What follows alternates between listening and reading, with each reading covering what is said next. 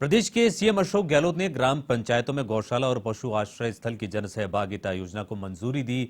उन्होंने योजना के प्रथम चरण में 1500 ग्राम पंचायतों में स्थल निर्माण और संचालन के लिए करीब 1377 करोड़ रुपए के वित्तीय प्रावधान को मंजूरी दी है। बता दें कि योजना के तहत जिन ग्राम पंचायतों में गौशाला पशु आश्रय स्थल का संचालन करने के लिए सक्षम कार्यकारी एजेंसी उपलब्ध होगी, वहां प्राथमिकता से 1 करोड़ रुपए तक की राशि से गौशालाएं स्थापित की जाएंगी। इसके तहत वर्ष 2022-23 में 200 और 2023-24 में 1300 ग्राम पंचायतों में स्थलों का निर्माण किया जाएगा। इसमें राज्य सरकार 90% और कार्यकारी एजेंसी 10% राशि वहन करेगी। ऐसे में सीएम गहलोत ने कुल 1377 करोड़ रुपए की स्वीकृति दी है। गहलोत के निर्णय से आवारा एवं निराश्रित पशुओं के लिए एक स्थायी आश्रय मिल सकेगा। साथ ही किसानों को भी आवारा पशुओं की समस्या से राहत मिलेगी।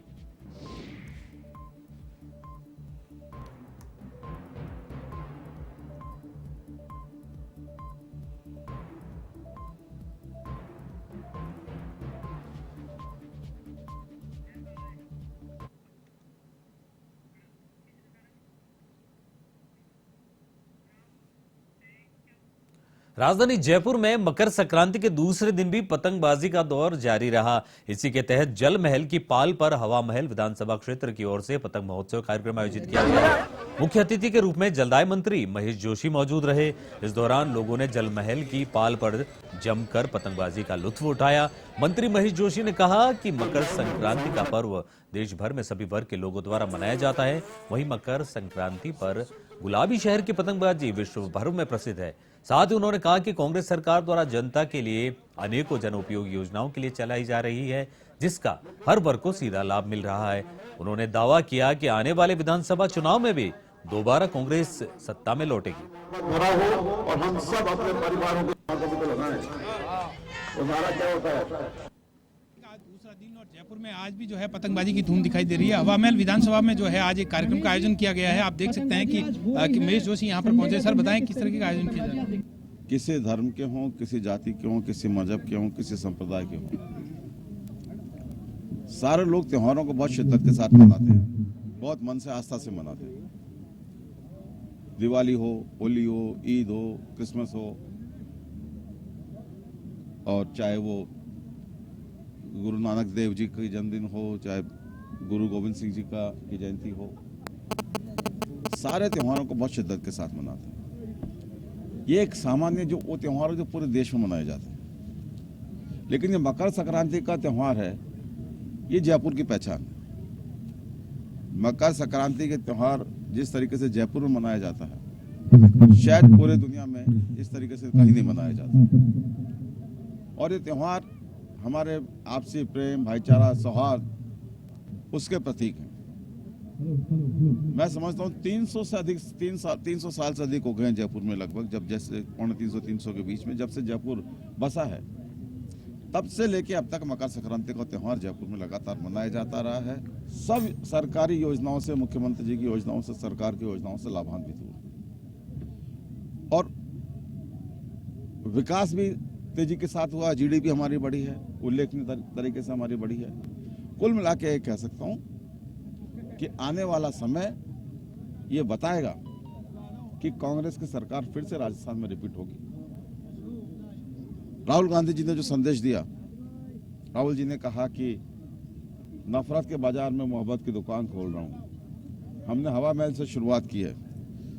हम यहाँ मोहब्बत का दरिया बहाएंगे, लोगों के प्यार और सौहार्द को बढ़ाएंगे और लोग यहाँ आके महसूस करेंगे कि यहाँ पूरे सारे लोग एक हैं, एक दूसरे के सुख दुख के साथी हैं। 3600 कौम एक हैं, सारे मजहब एक हैं, सारे धर्म एक हैं और आने वाले समय में हम इस प्रगाढ़ता को और अधिक मजबूत करेंगे। जयपुर में पतंगबाजी मशहूर है, क्या कहना चाहेंगे? जलमहल की पाल पर बड़ा आयोजन।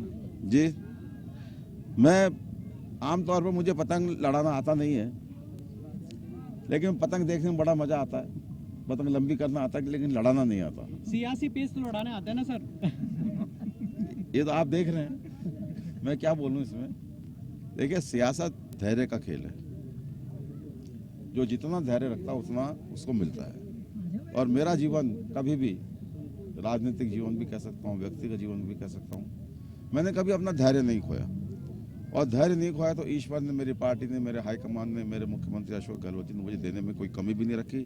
जयपुर की जनता ने मुझे आशीर्वाद और प्यार देने में कोई कमी नहीं रखी। कितने कम लोग हैं जिनको एमपी भी बनाया और एमएलए भी बनाया, इनको उप मुख्य सचेतक और कैबिनेट मंत्री बनने का मौका मिला है। ये जयपुर की जनता के प्यार और आशीर्वाद का फल है।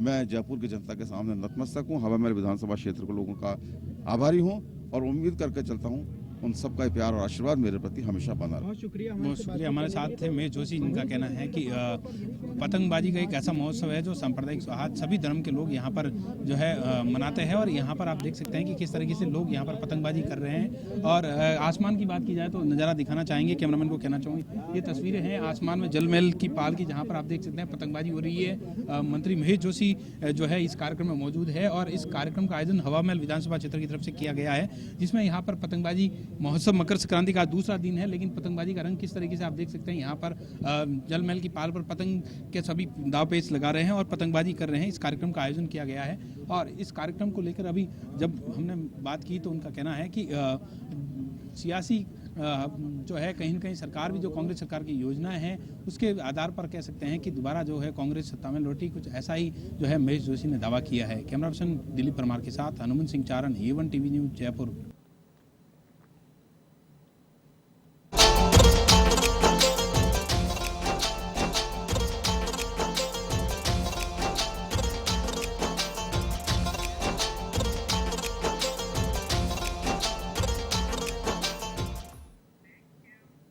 तो जल महल के बाद अब बात कर लेते हैं हवा महल की। पर्यटन विभाग की ओर से रविवार को हवा महल फेस्टिवल का आयोजन किया जा रहा है। इस फेस्टिवल के हवा महल के झरोखे इस दिन साक्षी बनेंगे सांस्कृतिक और पुरा महत्व के स्मारकों को सहेजने के लिए। सांस्कृतिक विरासत उत्सव का आयोजन रविवार रात शुरू होगा। इस फेस्टिवल का मुख्य उद्देश्य देशी विदेशी सैलानियों सहित जयपुर वासियों में विरासत के प्रति चेतना और उनके संरक्षण के लिए सभी को प्रेरित करना है। हवा महल फेस्टिवल में लोकगीत, संगीत, खान पान और मनोरंजन के साधन भी उपलब्ध होंगे।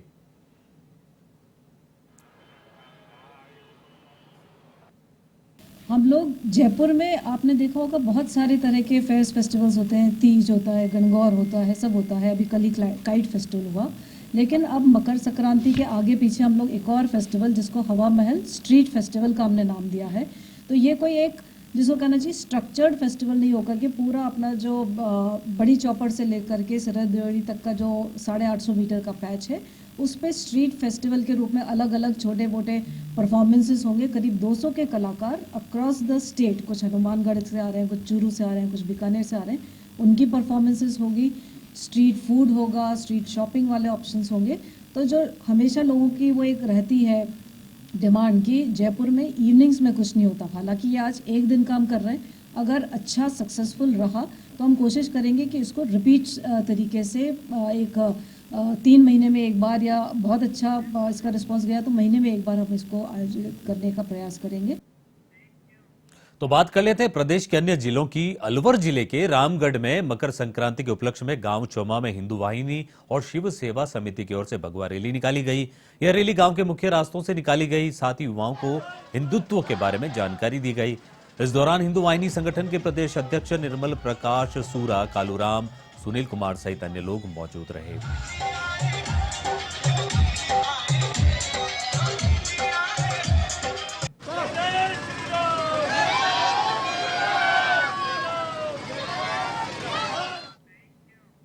जोधपुर के फलोदी में जेल प्रहरियों ने रविवार को भी अपनी मांगों को लेकर मैस का बहिष्कार जारी रखा। इसके तहत रविवार को आंदोलन कर रहे जेल प्रहरियों का स्वास्थ्य चेकअप किया गया, जिसमें कई कार्मिकों के स्वास्थ्य में उतार चढ़ाव देखा गया।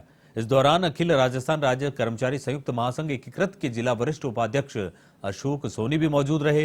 इधर आंदोलन के दौरान जेल प्रहरियों ने साफ लहजे में कहा कि जब तक उनकी मांगे पूरी नहीं की जाती उनका आंदोलन जारी रहेगा।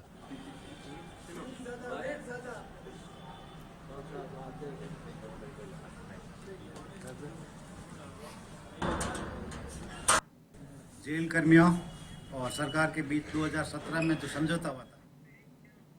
अजमेर की मांगलियावास थाना पुलिस ने बड़ी कार्रवाई करते हुए जोधपुर निवासी 2 तस्करों को गिरफ्तार किया है। पुलिस ने कार्रवाई के दौरान ट्रक में छिपाकर लाई जा रही 50 किलो 258 ग्राम अफीम भी बरामद की है, जिसकी बाजार कीमत करीब 1 करोड़ रुपए आंकी गई है।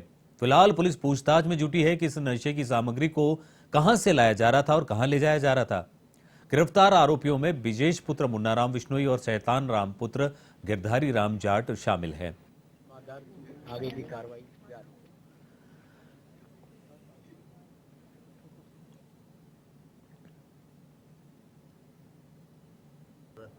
उसमें विजेश और शैतान नाम के दो लड़के थे और उस ट्रक के अंदर 50 किलो अफीम बरामद हुई है। और अभी ये इन्वेस्टिगेशन किया जा रहा है कि इतनी बड़ी क्वांटिटी के अंदर ये अफीम जो है वो कहां से लेके आए हैं और आगे किन किन को इनको सप्लाई देनी थी और इस संगठित गिरोह के अंदर इन दो के अलावा और कौन कौन शामिल है। इस इन्वेस्टिगेशन के अंदर हम पुलिस हेडक्वार्टर लेवल से भी तकनीकी और अन्य सहयोग लेंगे ताकि इस पूरे गिरोह का खुलासा किया जाए। धौलपुर में पुलिस ने लगातार दूसरे दिन चंबल नदी के किनारे बसे गांव में अवैध बजरी खनन पर कार्रवाई की। एसपी धर्मेंद्र सिंह यादव के निर्देश पर अतिरिक्त पुलिस अधीक्षक बच्चन सिंह मीणा के नेतृत्व में पुलिसकर्मी और आरएसी जवानों ने बसई डांग थाना इलाके के आधा दर्जन गांवों में यह कार्रवाई की, जिसमें पुलिस ने मौके से 2 दर्जन से अधिक बाइक और एक स्कॉर्पियो भी जब्त की है। वहीं 2 आरोपियों को राउंड अप किया गया है, जिनसे पूछताछ की जा रही है। अचानक हुई कार्रवाई के बाद बजरी माफियाओं में हड़कंप मच गया और वे मौके से फरार हो गए। फिलहाल पुलिस ने लगातार ऐसी कार्रवाई किए जाने और अवैध खनन पर पूरी तरह पाबंदी लगाने की बात कही है।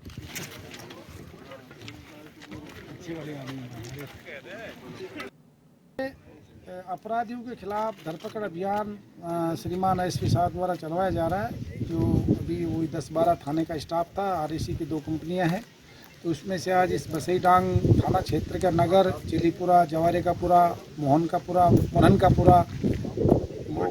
और भगतपुरा, रजई, पटेवरी और कई गांवों में दबिशें दी गई, जिसमें करीबन 2 दर्जन मोटरसाइकिलें, एक स्कॉर्पियो, एक तो टेम्पो है जो बिना नंबर। खबर दौसा के सिकराय से है, जहां मानपुर थाना पुलिस ने 2 महीने पहले हुई एटीएम चोरी मामले में 2 आरोपियों को गिरफ्तार कर लिया था। अब आरोपियों से पूछताछ के बाद निशानदेही पर पुलिस ने वारदात में इस्तेमाल वाहन और अवैध हथियार भी बरामद कर लिए हैं। अब पुलिस आरोपियों से वारदात में शामिल अन्य आरोपियों को लेकर पूछताछ करने में जुटी है।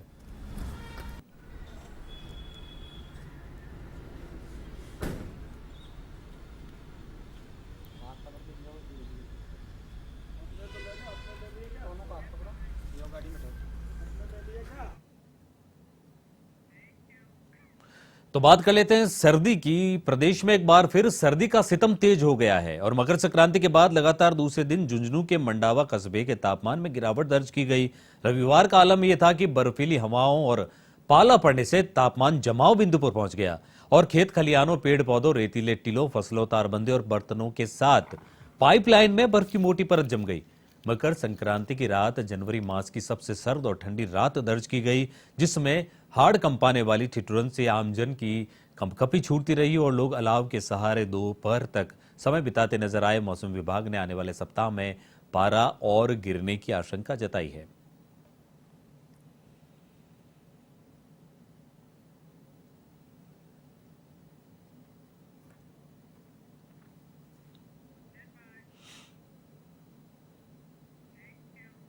प्रदेश में इस साल होने वाले विधानसभा चुनाव को लेकर सभी राजनीतिक दलों और पार्टी नेताओं ने तैयारियां शुरू कर दी है। इसके तहत सामाजिक न्याय व अधिकारिता मंत्री टीकाराम जूली ने अलवर ग्रामीण विधानसभा क्षेत्र में हर घर हर पंचायत अभियान शुरू किया। इस अभियान के तहत मंत्री स्वयं अपने समर्थकों और कांग्रेस कार्यकर्ताओं के साथ हर पंचायत के प्रत्येक घर में जा रहे हैं। रविवार को मंत्री टीकाराम जूली पूनखर गांव पहुंचे और राज्य सरकार की योजनाओं के बारे में बताया।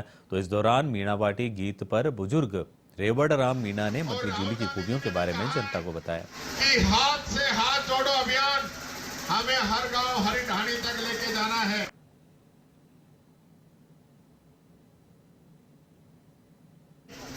मेरे साथियों, भारत जोड़ो यात्रा शुरू की जब उससे पहले शुरुआत की है।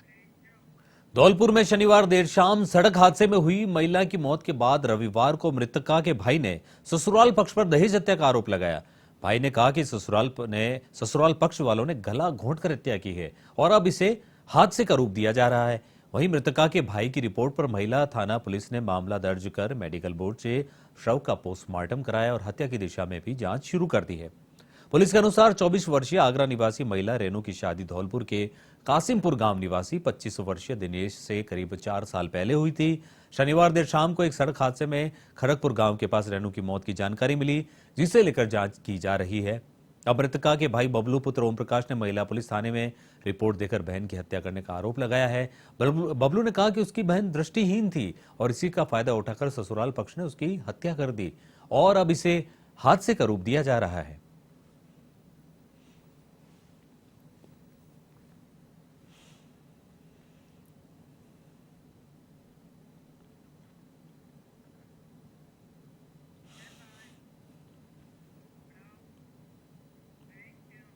श्रीगंगानगर के अनूपगढ़ में ग्रामीण और किसानों ने रविवार को स्टेट हाईवे 94 पर धरना दिया। अनूपगढ़ सूरतगढ़ रोड स्थित 81 जीबी के पास दिए धरने के दौरान महिलाएं और बच्चे भी शामिल रहे, जिन्होंने रेलवे अंडरब्रिज बनाने की मांग की है। उन्होंने कहा कि इस रास्ते से कई गांवों के हजारों लोग और स्कूली बच्चे गुजरते हैं, जिन्हें अंडरब्रिज नहीं होने से कई समस्याओं का सामना करना पड़ता है और कई हादसे भी हो चुके हैं। उन्होंने एसडीएम को ज्ञापन देते हुए जल्द मांग पूरी नहीं करने पर स्टेट हाईवे जाम करने की चेतावनी दी।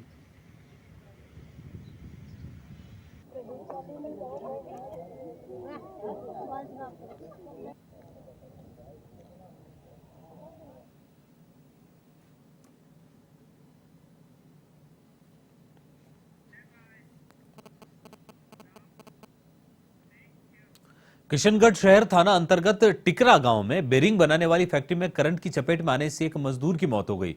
इस हादसे में 4 श्रमिक झुलसे हैं। इनका इलाज किशनगढ़ के निजी अस्पताल में जारी है। जानकारी के अनुसार टिकावड़ा गांव की इस फैक्ट्री में श्रमिक कार्य कर रहे थे। इस दौरान लोहे की सीढ़ी ऊपर करते ही वहां से गुजर रही हाई टेंशन लाइन से अड़ गई और फिर 5 श्रमिक करंट की चपेट में आ गए। 5 श्रमिकों को इलाज के लिए निजी अस्पताल लाया गया, जहां एक श्रमिक की मौत हो गई। मृतक की पहचान श्रीनगर निवासी मेवाराम गुर्जर के रूप में हुई है।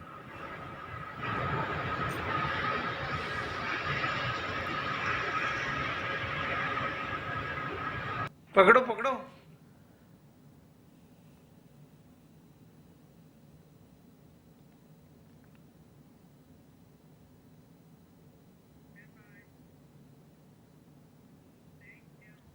अजमेर रेंज आईजी रूपिंदर सिंह एक दिवसीय दौरे पर भीलवाड़ा पहुंचे, जहां आईजी ने सदर पुलिस उपाधीक्षक कार्यालय का वार्षिक निरीक्षण किया। इस दौरान उन्होंने जवानों से 1-to-1 संवाद करके व्यवस्थाओं की जानकारी ली। उन्होंने सीएलजी, सुरक्षा सखी सहित भीलवाड़ा के आमजन से बातचीत की और उनसे कानून व्यवस्था के बारे में संवाद किया। अजमेर रेंज आईजी ने सड़क सुरक्षा सप्ताह के तहत लगी प्रदर्शनी का अवलोकन करते हुए वहां मौजूद सीएलजी के सदस्यों को हेलमेट वितरित किए। होते रहते हैं और सर पहली बार आप लोगों से डायरेक्टली क्या आप आगे भी पुलिस को किस रूप में आज हमारे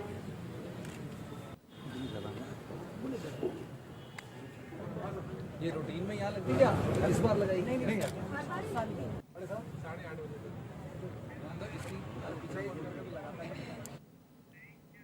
भरतपुर के चिकसाना थाना क्षेत्र में एक ढाबा संचालक को ढाबे पर शराब पीने आए लोगों को मना करना उस वक्त महंगा पड़ गया जब उन लोगों ने ढाबा संचालक पति पत्नी के साथ जमकर मारपीट कर दी, जिसमें दोनों गंभीर घायल हो गए।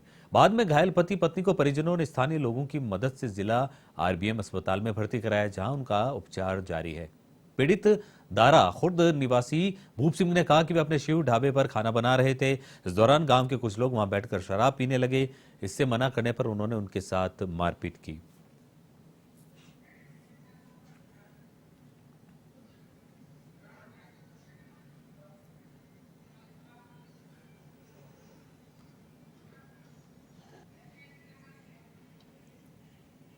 तो शराब पीने से मना करना इतना महंगा पड़ा कि युवकों ने ढाबा संचालक पति पत्नी से मारपीट कर दी। अभी फिलहाल उनका इलाज चल रहा है।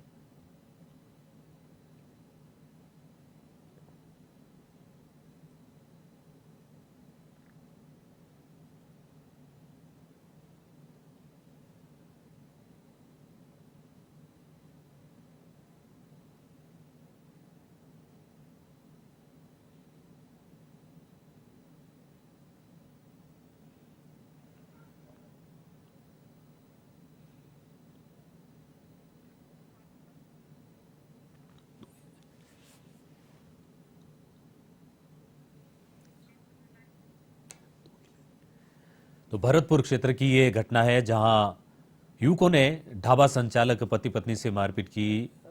शराब पीने से मना करना पड़ा, महंगा उनको। इन दंपति ने वहां आए ग्राहकों को मना किया था कि इस ढाबे में शराब नहीं पी जा सकती। इस बात से चिढ़कर, नाराज होकर उन्होंने ढाबा संचालक पति पत्नी को ही निशाना बना दिया और उनसे मारपीट की, जहां वो दोनों घायल हैं।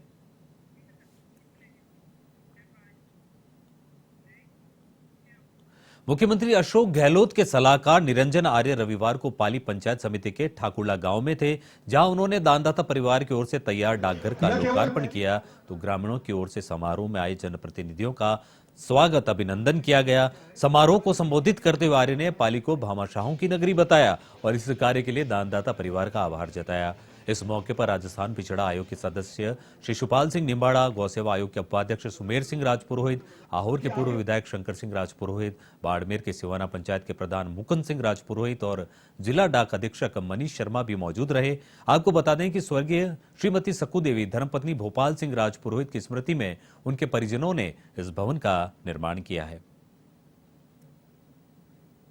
जो है हमारा, वो भामाशाहों को लेके और उनका हमेशा एक बहुत बड़ा योगदान रहा है गुरुवार के विकास में।